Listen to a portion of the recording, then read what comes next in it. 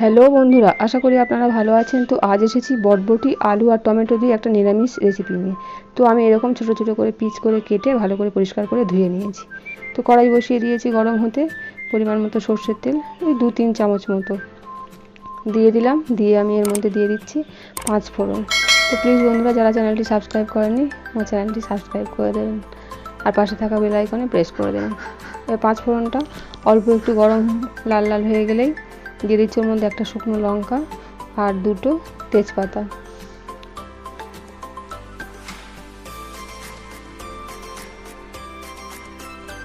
তো তেজপাতাগুলো একটু ভাজা হয়ে গেলে একটু নেড়েচেড়ে দিয়েই আমি দিয়ে দিচ্ছি এর মধ্যে আগে থেকে ভিজিয়ে রাখা ছোলা বুট। যেহেতু নিরামিষ তরকারি করব, একটু ছোলা বুট দিয়ে তরকারি খেতে আমাদের খুবই ভালো লাগে, তাই আমি ছোলা বুট দিয়ে করছি। আপনারা চাইলে শুধু ছোলা দিয়েও এই তরকারিটা করে নিতে পারেন, খেতে খুব ভালো লাগবে। তো ছোলা বুটটা তেলের উপরে একটু ভালো করে নেড়েচেড়ে ভেজে নিচ্ছি। তো 2 মিনিট মতো একটু ভালো করে নেড়েচেড়ে ভেজে নিতে হবে। তো এই নিরামিষ রেসিপিটি ভাত বা রুটি বা পরোটার সঙ্গে খেতে খুবই ভালো লাগে। গরম গরম এই তরকারি সব কিছুর সঙ্গেই খেতে ভালো লাগে, বা নিরামিষ ডালের সঙ্গে এই তরকারি খেতে খুব ভালো লাগে। এবার 2টো কাঁচা লঙ্কা চালা করে রেখেছিলাম, সেটা তেলের উপর দিয়ে একটু নেড়েচেড়ে দিয়ে কেটে রাখা আলু ছোটো ছোটো করে কেটে রাখা আলুর পিসগুলো আমি এর মধ্যে দিয়ে দিচ্ছি। দিয়ে খুব ভালো করে নেড়েচেড়ে একটু ভেজে নিচ্ছি।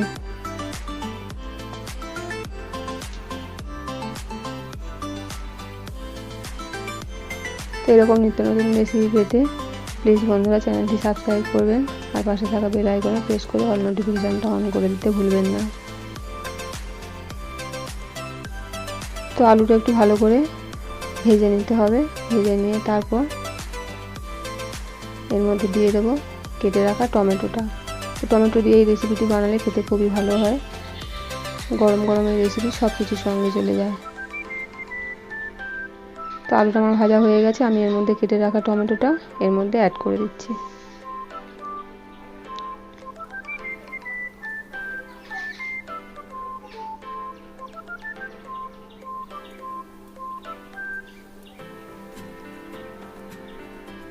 তো বন্ধুরা, সবসময় আমিষ রান্নার থেকে মাঝে মাঝে এরকম নিরামিষ রান্নাও খেতে খুবই ভালো লাগে। তো টমেটোটা খুব ভালোভাবে নেড়েচেড়ে একটু ভেজে নিয়ে এর মধ্যে আমি দিয়ে দিচ্ছি বটবটি কড়াই কেটে খুব ভালো করে ধুয়ে রেখেছিলাম, এগুলো আমি এর মধ্যে অ্যাড করে দিলাম।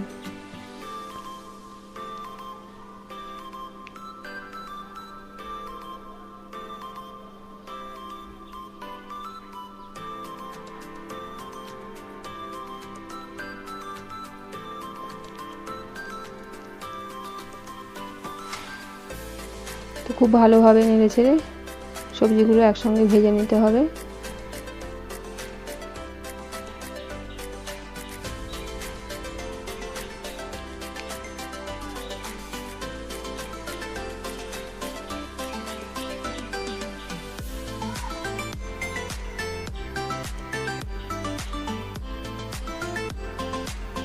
তো খুব ভালোভাবে সবজিগুলো নেড়েচেড়ে আমি ভেজে নিচ্ছি।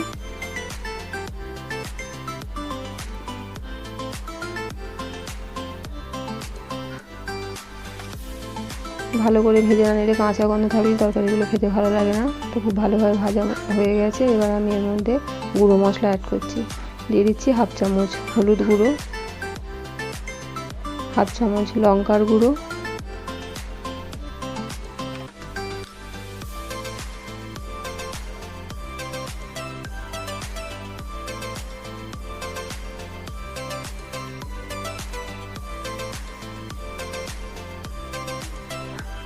দিয়ে দিচ্ছি জিরের গুঁড়ো আর দিয়ে দিচ্ছি পরিমাণ মতো নুন। দিয়ে একটু নেড়েচেড়ে নিয়েই এর মধ্যে অল্প একটু আদা বাটা দিয়ে আমি খুব ভালোভাবে নেড়েচেড়ে শুকনো মশলাগুলো এই সবজির সঙ্গে ভালোভাবে ভেজে কষিয়ে নিচ্ছি। তো বন্ধুরা, এই নিরামিষ তরকারিটা আদাটা আমার দেখানো হয়নি, আদাটা আমি এর মধ্যে দিয়েই খুব ভালোভাবে নেড়েচেড়ে কষিয়ে নিলাম।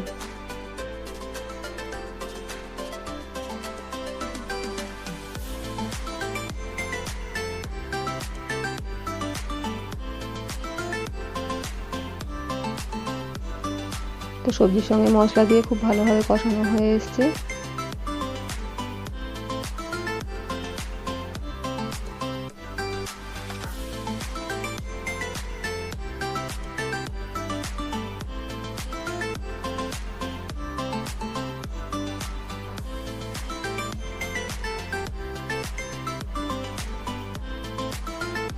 কষানো হয়ে গেছে। এবার এর মধ্যে দিয়ে দিলাম পরিমাণ মতো জল, দিয়ে ভালো করে জলটা এর সঙ্গে মিশিয়ে দিয়ে সবজির সঙ্গে এবার আমি এটাকে ঢাকা দিয়ে 10 মিনিটের জন্য রান্না হতে দেবো।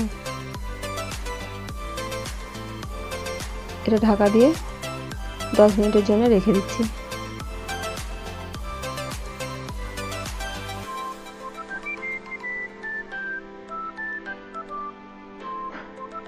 দশ মিনিট হয়ে গেছে, ঢাকাটা খুলে আমি ভালো করে নেড়ে দিচ্ছি।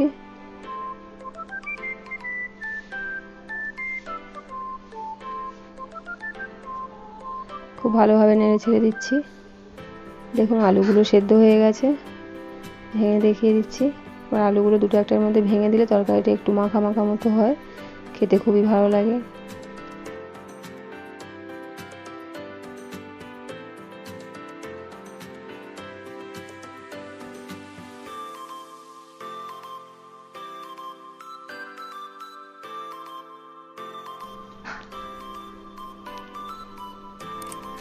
তো প্লিজ বন্ধুরা চ্যানেলটি সাবস্ক্রাইব করুন আর পাশে থাকা বেল আইকনে প্রেস করে অল নোটিফিকেশানটা অন করে দিন।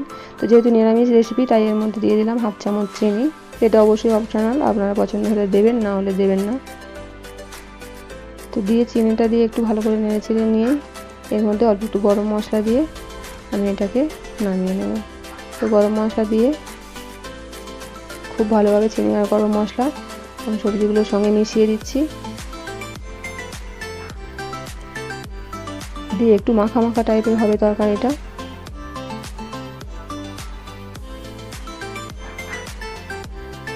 আলুগুলো ভেঙে একটু মাখা মাখা মতো করে নিতে হবে।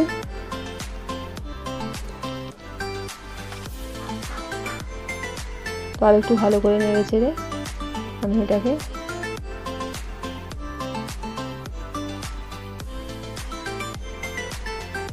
ঠিক এইরকম পর্যায়ে